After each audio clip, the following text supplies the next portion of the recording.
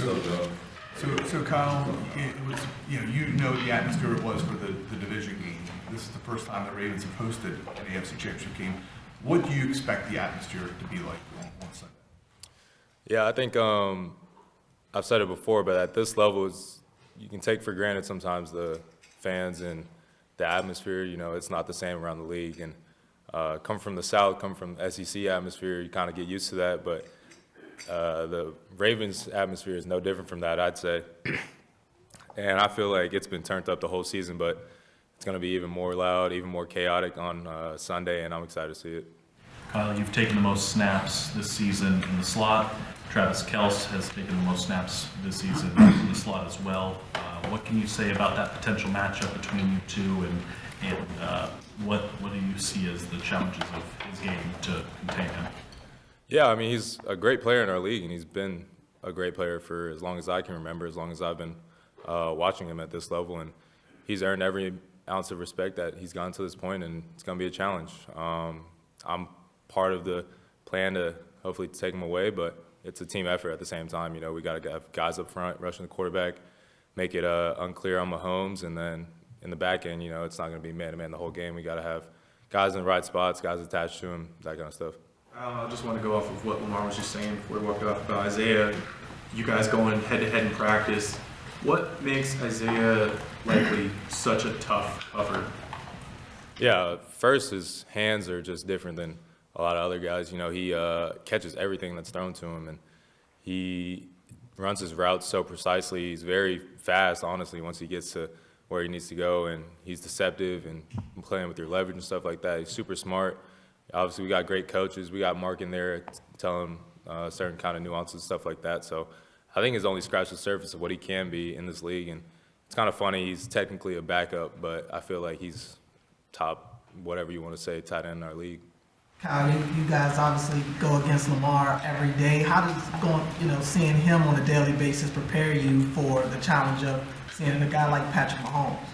Yeah, I think in terms of those two, it's just about creativity and keeping the play alive. At the end of the day, there's guys up front who are going to do their job and do it so well that they get to you. It's just about who you have back there to keep the play alive. And, we got 8 who's the best at it in the world, and obviously Mahomes has been doing it for a long time. He's won rings off of it. So I think seeing that look in practice, getting the plaster of their DBs when the quarterback gets out the pocket, stuff like that is really helpful for us, and going to be able to apply it this week. The Chiefs obviously won the Super Bowl last year, and they've been in this situation before. Lamar talked about how to be a champion, you have to go through, champion. Is this a challenge that you guys kind of relish as one of the team that's been in this situation before? Yeah, definitely. I mean, this is the position we wanted to be in, and everything that we've wanted up to date is all at our control. We're a game away from being where we want to be, and 2 games away from completing the mission, but at the same time, we have to be focused on Wednesday practice, going out there, having a good practice, and following that up with a week of good practice. But, going against a team like the Chiefs, who's been a juggernaut in the league for a while, it's a privilege, and it's added pressure. But, pressure either makes diamonds or pressure busts pipes. So we're hopefully going to make diamonds out of it. Kyle, what about Mike's scheme really resonates with you, and why do you think you have been able to kind of thrive in it? It's a challenging scheme, one, and it takes a little while to get all the kinks out of it.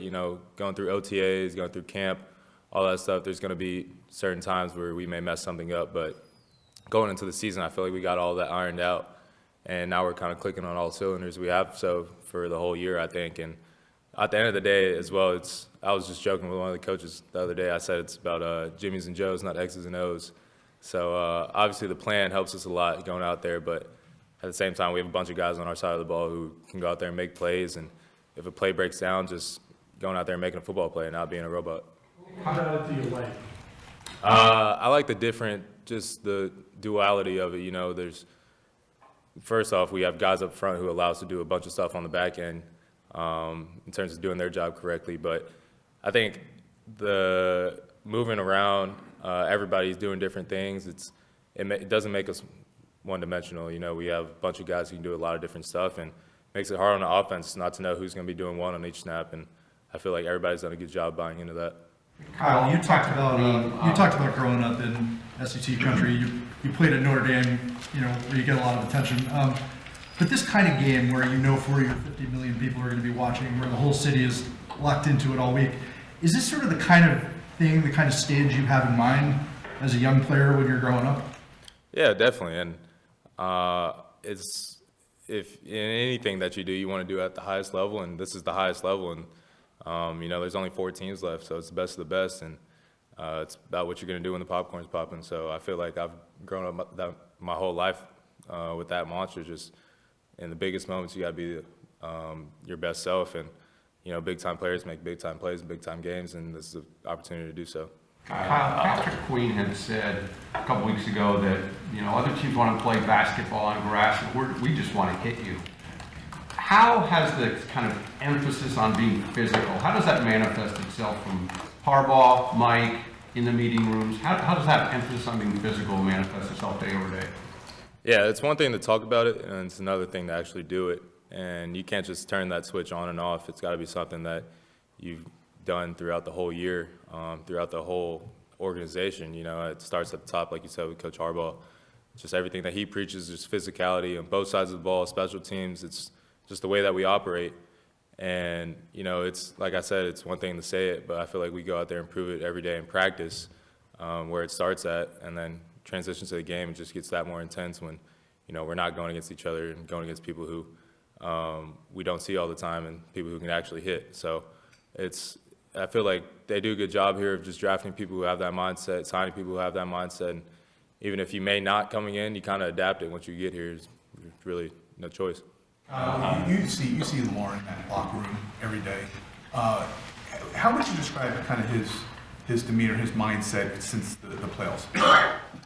I think just in the whole year as a whole, I've only been here 2 years, but I feel like there's a little something different there this year. He's a big leader for us, where everybody in this team looks to him for just energy and just good vibes, and he brings that every single day. And no matter what's going on in the building, no matter what's going on in the game, he's going to be the same Lamar. And I feel like he's just carried that even further into the playoffs. It's not necessarily about being a butthole for while you're in the playoffs and just being more mean once you get to the playoffs. It's just more consistent with what you've been doing. I feel like guys respect that a lot more, and I feel like that's something that he's done. On Lamar, players talk about when they make the jump from college to the NFL, just the speed of the game changes. Do you kind of remember any memories of you, in the slot at safety, just trying to square up Lamar in the open field on like a scramble or a design run, just kind of how different that was?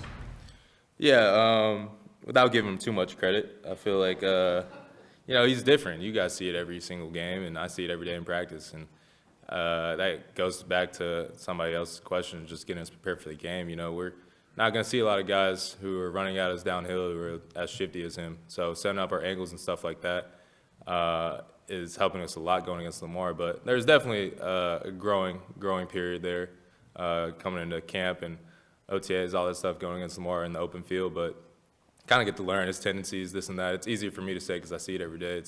And I see why it's hard for other guys to tackle him on other teams. Kyle, you've come a long way in a short period of time, from your rookie year to being a Pro Bowl, All-Pro guy. What has that quick progression done for your confidence and your sense of belonging among the best in the NFL?